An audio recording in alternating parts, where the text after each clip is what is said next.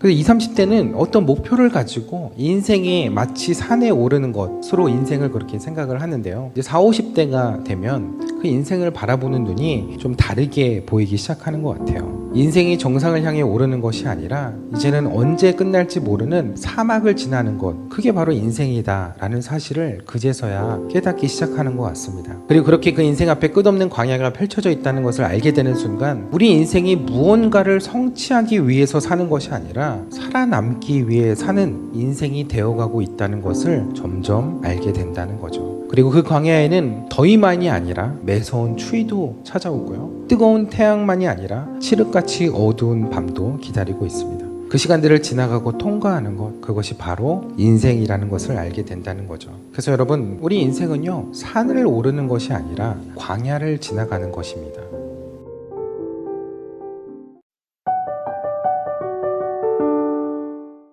더운 여름을, 정말 무더운 여름을 지나고 있는 8월, 저희가 광야 시리즈의 말씀을 듣고 있습니다. 그래서 정말 여러분들이 광야에 있다고 생각하시고 이 말씀을 들으라고, 그래서 계절적으로도 많이 공감이 되시고 또 그 말씀이 기억나시도록 우리가 광야의 말씀을 함께 나누고 있는데요.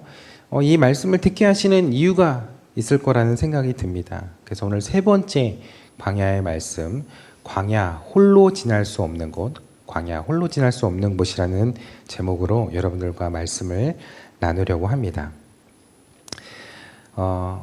화면을 보여주시겠어요? 네, 여러분, 그 젊을 때는 인생이 마치 그 산을 오르는 것과 같이 그렇게 보입니다. 인생의 목적이 분명하고 그 높은 곳으로 가기 위해 자신의 열정과 의지를 다 불태우기도 합니다. 요즘 파리올림픽이 또 한창인데 그 선수들을 보면서 그런 게 정말 많이 느껴지는 것 같아요. 정말 그 선수들이 모두가 그 시상대에 위에 서는 것, 그 중에서도 가장 높은 곳, 금메달을 목에 걸 수 있는 그 자리에 서는 것, 그것이 그들의 가장 큰 목표이자 꿈일 것인데 정말 그것을 위해서 열심히 달려가는 모습들이 이제 보입니다. 그 정상에 서는 그 순간을 위해서 정말 선수들이 그동안 얼마나 많은 땀과 또 노력들을, 그렇게 땀을 흘리고 노력을 했을까요? 하루하루가 너무나 힘들지만, 그리고 고통스럽지만 그 한순간을 위해서 그 모든 시간들을 견뎌내고 또 그 모든 열정을 다 쏟아 부었을 겁니다. 근데 그토록 꿈에 그리던 금메달을 목에 걸면 마음이 어떨까요? 안 걸어봐서 저는 모르겠는데 마음이 어떨까요? 모든 사람들이 정말 다 정말 기쁘기만 하고 정말 좋기만 할까요? 2010년 밴쿠버 동계올림픽에서 금메달을 목에 걸었던 김연아 선수가 그 대회를 마치고 금메달을 따고 이런 인터뷰를 했던 기억이 나요. 올림픽 금메달이 내 인생을 바꿔줄 줄 알았다. 하지만 우승했는데 아무것도 변하지 않더라. 그래서 솔직히 공허함을 느꼈다. 올림픽 금메달이 자신의 인생을 정말 새롭게 바꿔줄 거라고 생각했는데 돌아와 보니 현실은 그대로였던 거예요. 사실은 그때 선수 생활을 아예 마친 것이 아니라 그 다음에 또 대회를 계속 해나가야 되고 끊임없이 연습을 해야 되니까 또 그런 공허함이 왔다고 하는 거죠. 근데 뭐 왜 바뀐 게 없었겠어요? 그때 김연아 선수가 금메달 따고 나서 광고 수입으로만 1년에 몇백억을 벌었는데 엄마 통장으로 들어가서 그런가? 잘 실감이 안 나서 뭐 그럴 수도 있을 것 같아요. 근데 저는 이 말의 의미가 조금 이해가 되는 것 같아요. 다른 사람들은 이제서야 꿈을 꾸고 준비해가는 그 시간에 김연아는 20살이라는 나이에 자기 인생의 최대 목표를 벌써 다 이룬 거예요. 그러니까 정상에 오르는 그 한순간만을 생각하면서 달려왔는데 막상 그 자리에, 너무나 빨리 그 자리에 서니까 그 다음을 생각하지 못했던 자신을 보게 된 거예요. 그 다음엔 내가 더 많은 남은 인생을 위해서 무엇을 하고 살아야 하지? 그래서 그 순간 찾아온 것이 공허함이었다는 거죠. 그래서 그 이후에는 뭐 유니세프라든지 뭐 올림픽 위원이라든지 뭐 여러 가지 활동들을 많이 하면서 삶의 의미를 찾아갔죠.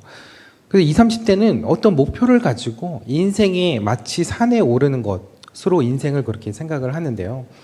이제 40, 50대가 되면 그 인생을 바라보는 눈이 좀 다르게 보이기 시작하는 것 같아요.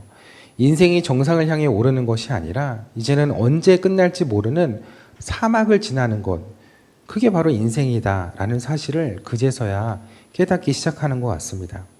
그리고 그렇게 그 인생 앞에 끝없는 광야가 펼쳐져 있다는 것을 알게 되는 순간 우리 인생이 무언가를 성취하기 위해서 사는 것이 아니라 살아남기 위해 사는 인생이 되어가고 있다는 것을 점점 알게 된다는 거죠.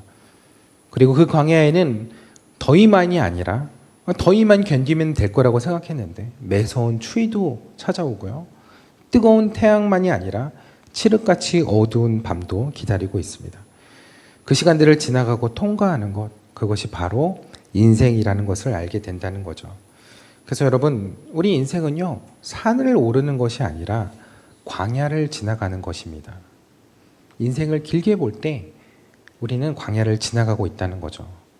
광야에 있는 산들을 아무리 많이 오른다고 할지라도요, 그곳이 여전히 광야라는 사실은 변함이 없어요. 그래서 그곳이 목적지라고 생각하며 정상에 오르려고 하지만 오르면 오를수록 오히려 끝없이 펼쳐진 광야의 한가운데 자신이 있음을 알게 되고 그때 말할 수 없는 그 공허함을 경험하게 되는 것이죠. 그래서 그렇게 힘들게 오른 산이지만 그 산에서는 결국 내려와야 합니다. 왜냐하면 그곳이 목적지가 아니기 때문이에요. 우리의 목적지는 하나님의 약속하신 가나안 땅에 있고 영원하신 하나님의 나라에 있기 때문이에요. 그래서 우리는 그 산에, 그 광야에 언제까지나 머물러 있을 수 있는 인생이 아니라는 거예요. 그래서 우리는 그 광야를 통과해서 지나가야만 하는 거예요. 출애굽한 이스라엘 백성들이 시내산에 도착했을 때요, 그곳이 그들의 목적지라고 생각한 사람은 단 한 명도 없었을 거예요. 그들의 인생의 목표가 시내산 정상에 오르는 것이라고 생각했다면, 그 정상을 찍어보고 내 인생의 목표를 이뤘다고 할 사람들이 있었다면 그곳에 건물을 짓고 그곳에 베이스 캠프를 치고 그곳에 도시를 건설했을 거예요. 그러나 그들에게는 가야 할 곳이 있었습니다. 하나님이 약속하신 젖과 꿀이 흐르는 가나안 땅. 그곳이 바로 그들의 진정한 목적지였죠. 그래서 그곳이 아무리 좋아도 그곳은 지나가야 하는 곳이에요. 시내산이 있는 그 광야는 이스라엘 백성들이 올라야 하는 곳이 아니라 지나가야 하는 곳이었던 거예요. 그래서 성경은 정상에 오르는 그 법을 가르쳐 주지 않습니다. 성경에서는 정상에 올라가야 한다, 또 거기에서 계속 있어야 한다, 이런 얘기는 더더군다나 찾아볼 수가 없습니다. 대신 어떻게 이 광야의 길을 무사히 걸어갈 수 있는지, 어떻게 하나님의 약속의 가나안 땅에 들어갈 수 있는지를 이야기하고 있는 거예요. 그래서 성경은 하나님이 주시는 만나를 먹고 하나님의 예비하신 오아시스를 거쳐가는 것, 그렇게 광야를 통과하는 방법을 가르쳐주고 있다는 거죠. 만약 우리의 인생의 성공이 산을 오르는 것에 있다고 한다면 그것을 오르지 못하는 사람, 정상에 가보지 못한 수많은 사람들의 인생의 실패와 좌절들이 끊임없이 경험되어질 거예요. 그러나 광야를 무사히 지나가는 것이 인생의 성공이라고 한다면 우리에게는 아직 소망이 있고 희망이 있습니다. 그래서 광야에서는 정상에 오르는 것이 성공이 아니라 무사히 빠져나가는 것이 성공이고 함께 살아남는 것, 함께 지나가는 것이 성공인 거예요. 제가 방금 중요한 이야기를 했는데요. 살아남는 것, 지나가는 것이 중요한데 함께 살아남는 것, 함께 지나가는 것이 성공이라고 말씀드렸습니다. 여러분, 광야는 홀로 살아갈 수 있는 곳이 아니에요. 혼자서는 그 광야를 지나갈 수가 없어요. 그래서 사막에서 살아가는 베두인들을 보면요, 철저하게 혈연 공동체를 이루며 살아갑니다. 그래서 결혼도 그 시조간에서 다 이루어지다 보니까 이혼도 이제 맘대로 이제 할 수가 없습니다. 대신 베두인들이 이제 이슬람 문화권에 속해 있는데 그 문화권 안에서 아내를 4명까지 둘 수 있도록 법적으로 허용이 됩니다. 부러우세요? 이유는 4명의 아내를 둘 수 있는 이유는 야곱이 4명의 아내를 두었기 때문입니다. 부럽다고 생각하시는 분도 있을 수 있는데 어떤 분은 그러시더라고요. 아내는 한 명도 많다고. 뭐 A는 많아도 좋지만 아내는 한 명도 많다고 그런 얘기를 하시더라고요. 굉장히 많은 생각을 하게 만드는 그런 말 한마디였어요. 근데 보통 베두인들은 4명까지는 아니더라도 뭐 4명까지 있으면 정말 부유한데 거기서 부유한 삶을 누릴 수 있는 베두인들은 거의 없거든요. 그러니까 베두인들은 보통 2명의 아내를 두고 사는 경우가 많다고 합니다. 그러다 보니까 뭐 자녀들도 2배로 많겠죠. 현대 문명사회에서 이것이 좀 상식적이지 않다고 할 수 있지만 아무래도 그 척박한 환경에서 불확실한 그런 환경 속에서 인적 자원이 너무나 중요한 것이고 그렇기 때문에 자식을 많이 낳는 것이 필요했기 때문에 아마 그렇게 아내를 많이 두고 다복한 가정을 꾸리기 위해서 그렇게 아내를 2명 두는 거라고 생각이 듭니다. 근데 무엇보다 이제 베두인들이 그래서 사람을 참 중요하게 생각을 하고 그것이 그들의 환대 문화로도 잘 나타나 있습니다. 그래서 나그네나 낯선 사람들을 모르는 사람을 이렇게 잘 접대해 주는 것으로 이 베두인들이 아주 유명하잖아요. 근데 오늘 우리가 읽은 말씀에도요. 바로 그런 베두인들의 어떤 유목민들의 그 환대 문화가 담겨져 있는 이야기가 나오고 있습니다. 모세가 사람을 죽이고 미디안 광야로 피했는데 우물에서 양들에게 물을 먹이고 있던 그 이드로, 여기서 루엘이라고 하는데 그 이드로의 다른 이름이거든요. 루엘의 딸들을 만나게 됩니다. 근데 그 딸들에게 행패를 부리며 어떤 목자들이 물을 못 먹게 하니까 모세가 나서서 그 딸들을 도와주고 양들을 물을 잘 먹을 수 있도록 그렇게 도와준 거예요. 그래서 빨리 돌아왔더니 그 아버지가 어떻게 이렇게 빨리 돌아왔냐 물었고 어떤 애굽 사람이 자신들을 도와주었다는 이야기를 듣게 됩니다. 근데 그 이야기를 듣고 이드로가 딸들을 막 나무라죠. 아니 어떻게 그런 신세를 지고 그 사람을 그냥 돌려보낼 수 있느냐. 우리가 그런 민족이냐. 우리가 그런 가문이냐. 라고 하면서 그 사람을 빨리 찾아와라 하고 그 사람을 초청해서 융숭하게 이제 대접을 이제 하게 되죠. 근데 모세는 이들에게 그런 극진한 대접을 받았는데 그냥 극진한 대접을 받은 정도가 아니라 딸을 아내로까지 맡게 하게 해줍니다. 근데 모세에게 있어서 그 경험이 너무나 신선한 경험이고 어떤 면에서는 굉장히 충격적인 경험이었거든요. 왜냐하면 평생을 왕궁 생활했던 모세가 이 척박한 광야에서 40년의 시간을 이렇게 보내게 되었는데 그때 이 이드로의 가문, 이 부족과의 이 만남이 이 모세에게 있어서는 정말 너무나 큰 충격적인 하나의 경험이고 사건이었어요.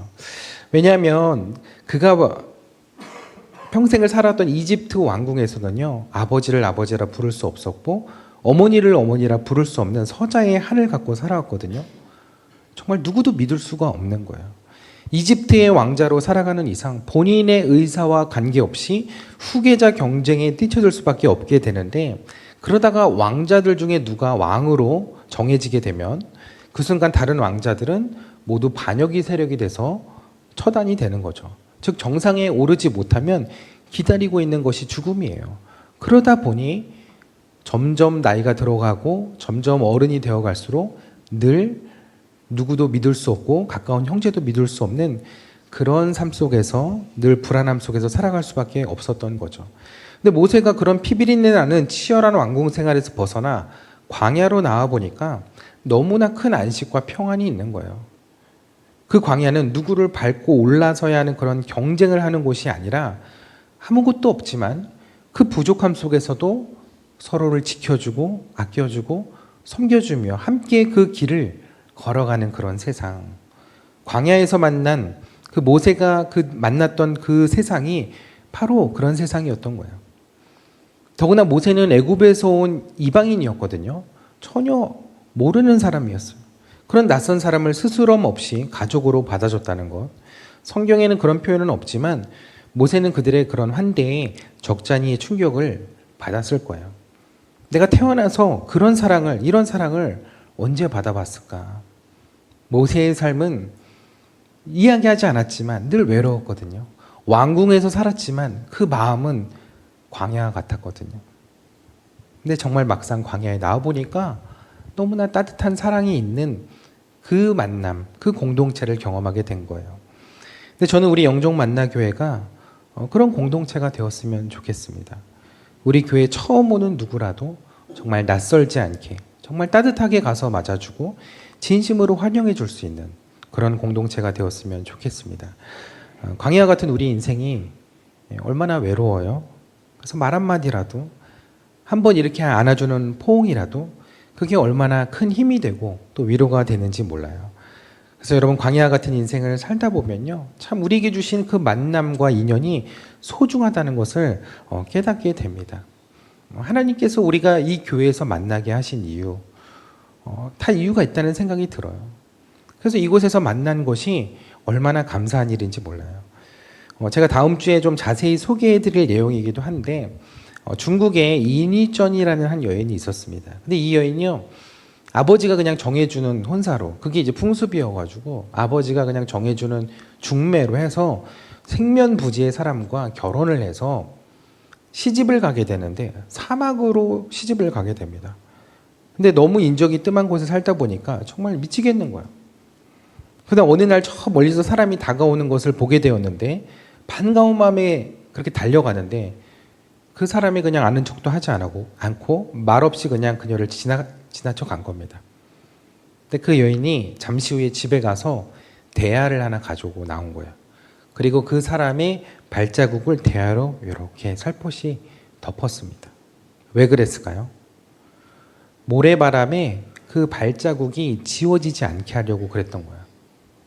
그리고 외로울 때마다 사람의 발자국이라도 그 사람의 발자국을 보면서 외로움을 달래고 싶었던 거예요. 그 정도로 사람이 그리웠던 거예요. 미국의 사회학자인 데이비스 리스먼이 1950년에 고독한 군중이라는 용어를 처음 사용했는데요. 오늘을 살아가는 우리의 인생이 바로 그런 광야 같다고 하는 이유가 거기에 있는 것 같아요. 사람이 많은 도심 속에 살아가고 있지만 여전히 우리의 마음은 외로움 속에 살아가고 있는 거예요. 그래서 사람이 많은 군중 속에 있지만 우리는 여전히 고독함을 느끼고 여전히 사람이 그립고 여전히 인정이 고픈 것은 바로 오늘을 살아가는 우리 현대인들의 어떤 영적인 정신적인 갈급함이 아닌지 모르겠습니다. 그래서 하나님께서 우리에게 이 교회 공동체를 허락하신 이유가 거기에 있다고 생각이 들어요. 이게 그냥 모임이 아니라 하나님께서 우리에게 허락하신 사랑을 나눌 수 있는, 삶을 나눌 수 있는, 마음을 나눌 수 있는 그런 공동체를 우리에게 허락해 주신 것이라고 저는 생각을 합니다. 여러분, 베두인들이 왜 그렇게 환대를 중요하게 생각하는지 아세요? 그 이유는 광야가 혼자서는 살아가기가 어려운 곳이기 때문에 그래요. 그래서 도움을 필요로 하는 사람, 이 사람을 그냥 내가 도와주지 않고 넘어가면 그 사람이 죽을 수도 있기 때문에, 그래서 내가 도와주지 않으면 이 사람이 어떻게 될지 모르기 때문에, 그리고 광야에서 나 또한 언젠가 그 사람과 같은 처지가 될 수도 있기 때문에 그런 한대가 나에게도 언젠가 절실해지는 상황이 생길 수도 있기에 누구를 봐도, 낯선 사람을 봐도 잘 대접을 하려는 것이죠. 그래서 누구든 이유와 사정을 묻지 않고 손님으로 맞아들이고 대접을 하려는 거예요. 그러니까 그냥 나를 찾아오는 사람을 그냥 대접해 주는 정도가 아니라 저기 그냥 지나가는 나그네도 붙잡아서라도 모시고 와서 극진히 대접을 하는 거예요. 베두인들은요, 손님이 오면 가장 먼저 대접하는 게 있어요. 지금도 이제 먼저 가면 차를 먼저 대접을 합니다. 베두인들이 이제 차를 즐겨 마시는데요. 이 광야에서는, 이 사막에서는 비타민을 공급할 수 있는 길이 없기 때문에 이 차를 통해서 이제 비타민을 이제 채우거든요. 그래서 낯선 사람이 방문하면 웰컴티로 이 차를 먼저 이렇게 대접을 합니다. 그래서 광야에서 지나가는 그 길에 얼마나 많이 지치셨어요. 여기서 비타민 보충하세요. 라는 의미에서 웰컴티를 이제 대접을 한다는 거죠. 근데 첫 번째 잔은 손님에게 먼저 주는 게 아니라 첫 번째 잔은 주인이 먼저 마십니다.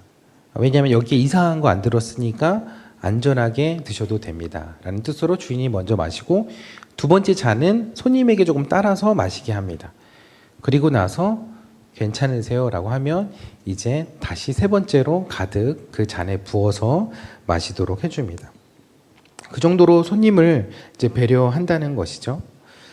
그렇게 해서 차를 대접하면서 이런저런 이제 이야기를 나누고, 또 베두인들이 세상 돌아가는 일들과는 또 이렇게 많이 동떨어져 사니까 그 사람들을 통해서 세상 이야기, 세상 돌아가는 이야기를 들으면서 또 외로움을 또 달래게 되는 거예요.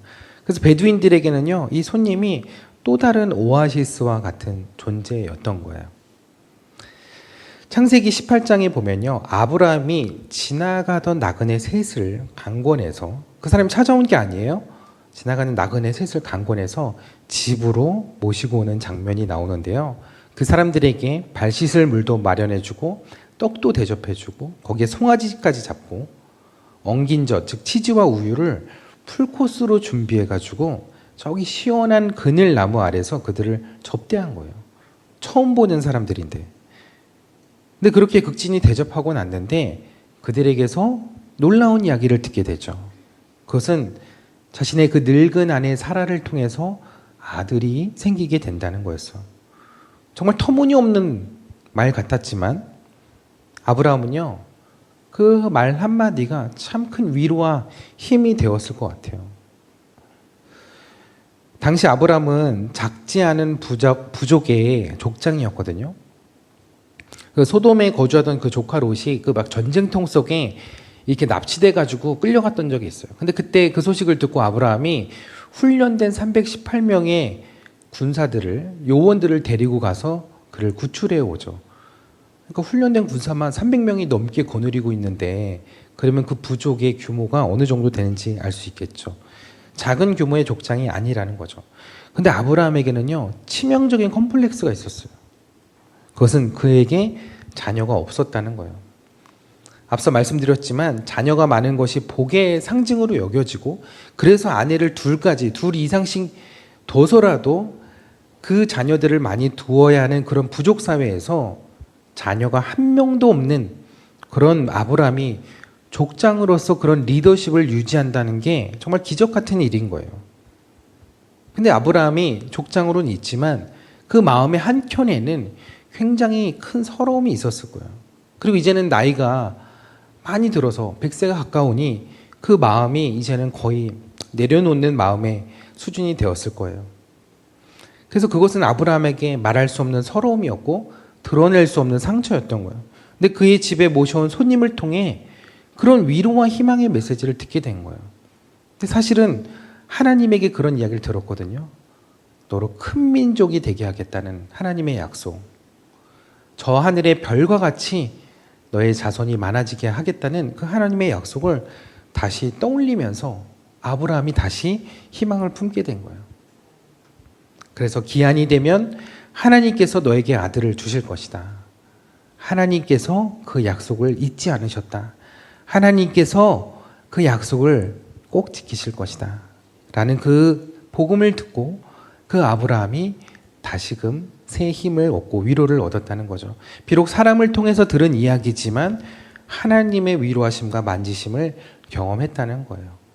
저는 우리 영종만나교회 그 나무 모임, 그 소그룹 모임이 그런 모임이 되었으면 좋겠습니다. 비록 사람과의 만남 속에서 그 말이 오고 가지만 세상에서 말할 수 없는 아픔과 고충과 또 기도의 제목들을 나누면서 그 광야의 길에서 하나님의 위로하심을 경험하고 그 가운데 서로 격려하며 힘을 얻는 그런 모임이 우리 나무 모임이 되기를 축복합니다. 그러니 여러분, 나무 모임을 해야 될까요? 해야 할까요? 네, 꼭 해야 되겠죠. 온전한 신앙생활을 한다는 것은 단순히 주일에 예배만 드리는 것에 있는 것이 아니라 믿음의 공동체 안으로 들어오는 것에 있습니다. 그게 참 중요하다는 거예요. 그래서 광야 같은 인생길을 우리가 그냥 혼자 걸어가도록, 그냥 홀로 걸어가도록, 그냥 나 홀로 신앙으로 살아가게 하지 않으셨다는 거예요. 그래서 우리 이 나무 모임이 그냥 서로 교제하고 그냥 서로 알아가는 친교 모임 정도가 아니라 서로를 사랑으로 섬기며 이것이 하나님의 나라의 모형을 경험할 수 있는 그런 모임이 되게 하셨다는 거예요. 베두인들의 한대 문화가요, 그냥 접대하는 것에서 끝나지 않아요. 그들은 아무리 낯선 사람도 일단 내 손님으로 받아들이면 그러면 그 손님을 목숨 걸고 지켜줍니다. 100여 년 전쯤에 터키가 이스라엘의 그 요르단 지역을 다스렸을 때가 있었거든요. 근데 그때 터키의 군인들이 이 베두인 장막에 제수가 숨어 있다는 정보를 입수하고 들이닥친 거예요. 그러니까 군인들이 그 제수를 막 내어놓으라고 협박을 했습니다. 근데 그 베두인 주인이 자신의 집에 온 손님이기 때문에 내줄 수 없다면서 거절을 했습니다. 그러자 군인들이 강제로 집을 수색하려 했고 그 순간 베두인 주인이 총을 꺼내서 빵 쐈는데 누굴 쐈을까요? 사람을 쏜 건 아니고 그 옆에 있는 말을 쏴서 죽였습니다. 그리고 이렇게 말했어요. 이 말은 내가 가장 아끼고 사랑하는 말이요. 내가 가장 사랑하는 말도 죽인 마당에 내가 지금 여기서 누구도 쏠 수 있으니 한번 해볼 테면 해보시고 한번 들어가려면 들어가 보시오. 라고 하면서 그 군인들을 내쫓았다고 합니다. 이 정도로 자신의 손님이라고 하면 목숨을 걸고 지켜준다는 거죠. 근데 성경에는요, 더한 이야기가 있어요. 창세기 19장에 보면 롯에게 두 천사가 찾아오게 되는데 소돔 백성들이 그 천사를 내어놓으라고 합니다. 근데 롯은 차라리 내 딸들을, 두 딸들을 내어줄 테니까 이 사람들을 내어두시오라고 이야기를 합니다. 아니, 가축도 아니고 손님을 위해, 그것도 처음 보는 그 손님들을 위해 딸을 대신 내어준다는 것이 참 이해하기가 어렵거든요. 그런데 이게 광야 유목민의 환대 문화라는 거예요. 자신에게 가장 소중한 것을 내어주면서까지 손님을 지켜준다는 것. 이것이 참 이해할 수 없는 일이지만 그런 말도 안 되는 일이 실현되고 경험되는 곳이 바로 교회입니다. 그러한 하나님의 나라가 이루어지는 곳이 교회라는 거예요. 왜냐하면 우리 주님이 그렇게 하셨기 때문에요. 자신의 가장 사랑하는 독생자 아들 예수를 우리를 위해 주게 하셨잖아요. 우리가 뭐라고? 그저 하나님을 우리는 외면하고 하나님을 모욕하고 하나님께 등 돌렸던 죄인에 불과한데 그런 우리 때문에 목숨보다 귀한 자식을 버리신 거예요. 그러니 우리가 자격으로 사랑받는 것이 아니라는 거죠. 그러기에 우리가 거저받은 사랑을 우리가 어떻게 그냥 담아둘 수 있겠어요. 우리가 그렇게 받은 사랑을 누군가에게 또 거저 주어야죠. 조건 없이 주는 그런 사랑이 가능한 곳, 그곳이 바로 교회라는 거예요. 여러분, 우리가 지금 광야를 지나가는 것이지 산을 올라가는 것이 아니잖아요. 그래서 광야를 지날 때는 경쟁하는 것이 아니라 동행하는 거예요. 우리 옆에 있는 사람은 경쟁자가 아니라 동반자인 거예요. 그래서 그 함께하는 가운데 우리에게 필요한 건 사랑인 거예요. 이 교회 안에서 뭘 더 열심히 하고 뭘 더 잘하고 이런 걸 따지는 게 중요하지 않죠. 함께 가는 것이 중요하다. 우리 교회에는 높은 곳이 없다는 거예요. 낮은 곳도 없고 우리는 그저 함께 그 광야의 길을 지나가는 거예요. 그래서 그 함께 가는 그 지나가는 길 가운데 우리에게 필요한 건 오직 사랑인 거예요. 제가 말씀을 준비하면서 보통은 찬양이 떠오르는데 오늘 말씀을 준비하면서는 찬양이 아닌 다른 노래가 이렇게 떠오르더라고요. 그 노래의 제목이 뭘까요? 그 노래의 제목은 그 변진섭 씨의 우리의 사랑이 필요한 거죠 라는 노래입니다. 들어보셨을 거예요. 우리가 저마다 힘에 겨운 인생의 무게로 넘어질 때 그 순간이 바로 우리들의 사랑이 필요한 거죠. 우리가 저마다 힘에 겨운 광야의 길을 지나갈 때 그 순간이 바로 우리들의 사랑이 필요한 거죠. 찬양 부르다 울어야 되는데 이게 네, 주책입니다. 네. 정말 우리가 힘에 겨운 그 광야의 인생길을 걸어가다 넘어지기도 하고 배고픔에 줄이기도 하고 그런데 그 순간이 바로 우리들의 사랑이 필요하다는 거죠. 다른 게 필요한 게 아니에요. 그 광야의 길을 걸어갈 때 말을 해주는 동무가 필요한 거고 또 그 어려운 시간들, 그 뜨거운 태양을 함께 맞으며 걸어갈 그 사람이 필요한 거죠. 그러한 사랑이 필요한 거죠. 그래서 이 광야 같은 인생을 홀로 지나갈 수 없기에 하나님은 우리를 이곳에서 만나게 하신 줄 믿습니다. 그리고 함께 걸어가게 하신 거예요. 그러니 우리에게 허락하신 이 만남을 우리가 소중하게 생각하면서 믿음의 공동체, 사랑의 공동체, 그리고 광야의 공동체를 이뤄가는 저와 여러분 모두가 되시기를 축복합니다. 저 사람은 나랑 맞으니까 그 사람이랑만 어울리고, 저 사람은 나랑 맞지 않으니까 멀리하고, 이거는 광야의 공동체의 모습이 아닌 거예요. 광야에서는요, 조건 없이 받아주는 거예요. 조건 없이 베푸는 거예요. 조건 없이 사랑하는 거예요. 그게 주님의 사랑이기 때문에 그렇죠. 왜 저를 사랑해 주세요? 왜 저에게 이렇게 잘해 주세요? 주님이 저를 그렇게 사랑하셨기 때문이에요. 그게 바로 하나님의 나라입니다. 그 하나님의 나라가 우리 광야 같은 그 삶을 걸어가는 우리의 삶에, 그리고 이 교회 위에 임하게 되기를 축복합니다. 그래서 비록 우리의 삶이 광야를 지나가고 있지만 그 함께함의 은혜와 그리고 사랑과 헌신 속에 기쁨과 감사가 넘치는 그런 우리 모두의 믿음의 발걸음, 그런 신앙의 여정이 되기를 주님의 이름으로 축복합니다. 하나님, 나를 왜 이렇게 고독하게 만드시는지, 왜 나를 이 광야 가운데 낮아지게 하시는지 지금은 알 수 없지만 하나님께서는 이 광야를 우리가 지나가게 하여 주시고 홀로 지나가지 않게 하여 주시고 주님과 함께 지나가게 하시며 함께 지나갈 지체들을 우리에게 허락하신 줄 믿습니다. 하나님, 우리가 그 지체들을 바라보며 또 우리의 손을 붙잡고 이끄시는 그 주님을 바라보며 우리가 그 광야를 다시 일어나 걸어가기를 원합니다. 우리가 그 믿음으로 또 우리의 우편에 서서 우리의 그늘이 되시는 그 주님을 바라보며 그 구름 기둥을 따라, 그 불 기둥의 자취를 따라 우리가 다시금 그 광야의 길 가운데 담대함으로 나아가기를 원합니다.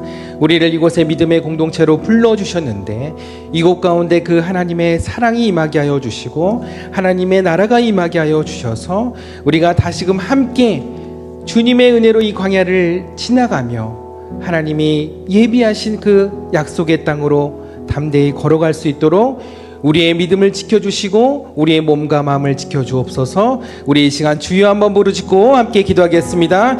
주여!